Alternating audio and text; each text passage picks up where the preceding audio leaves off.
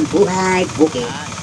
Kung makikita nyo mga kababayan, pag nakita nyo ang isang taong gumagamit ng isang bagay upang pisain ang mga putik at palambutin, ito ay ang isang palayan para maging pantay ang lupa at madaling magtanim ng kanilang mga pananim palay. Unang panahon mga kababayan ay ginagamit natin ay kalabaw lamang para mapalambot ang anumang mga putik na matitigas. At ngunit kung may tubig man o wala, ngunit kailangan mo pang lagyan ng tubig para mapalambot ito araw-araw ng gamit ang kalabaw. Subalit sa tagal ng panahon, kung ano mga teknolohiya ang inyong naimbento ng ating mga kababayan, kung makikita nyo, ang tawag nito ay turtle.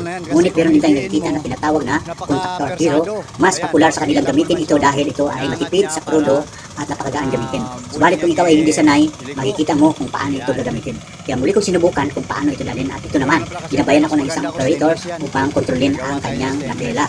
At ito, kung ikay mahirapan at ikay tatangayin nitong tinatawag na turtle dahil ito may kabigatan man at malakas humila ang kanyang motor, ay ito'y didiinan mo lamang para ikaw ay hindi matangay at ito'y babagal siya. Sa gayon, huwag mong hayaang lumutang at kalma lang at relax ka lang sa paggamit para ito'y kusang tumakbo at mapalambot ang lupa.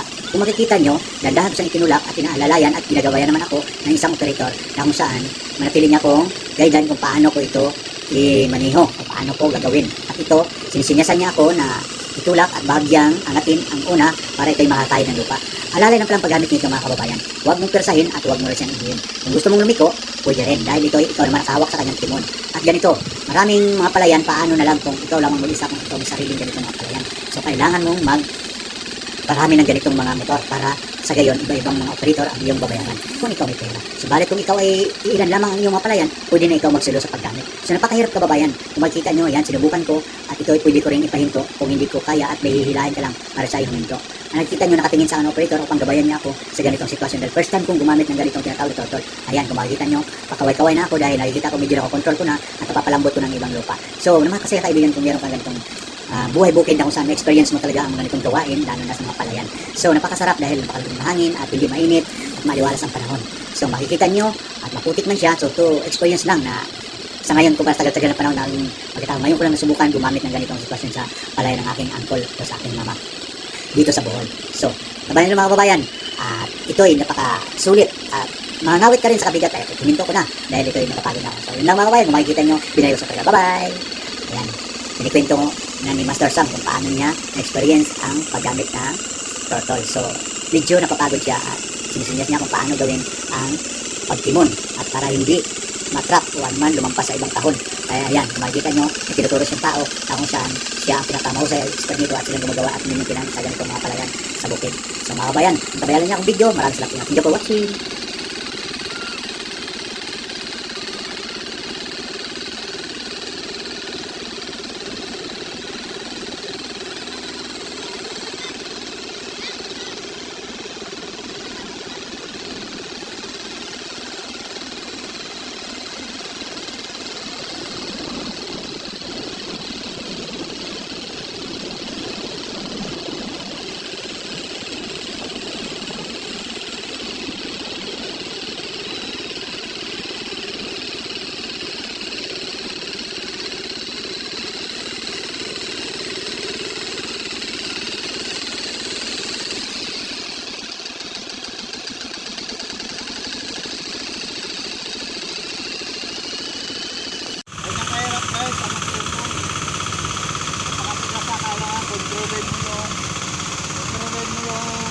Dahil kung hindi, tatangayin ka ng turtle. Kailangan pala ma-idin mo siya ng kundi. At ang ano naman siya, kung talagang gustong komento, atakan mo yung training niya. At yan, makikita nyo, naangat niya para tatakbo siya. So kung hindi mo pala, hindi siya tatakbo. Maganda pagkabalansin nito mga master. So yan lang mga master. Salamat sa inyo. Thank you for watching.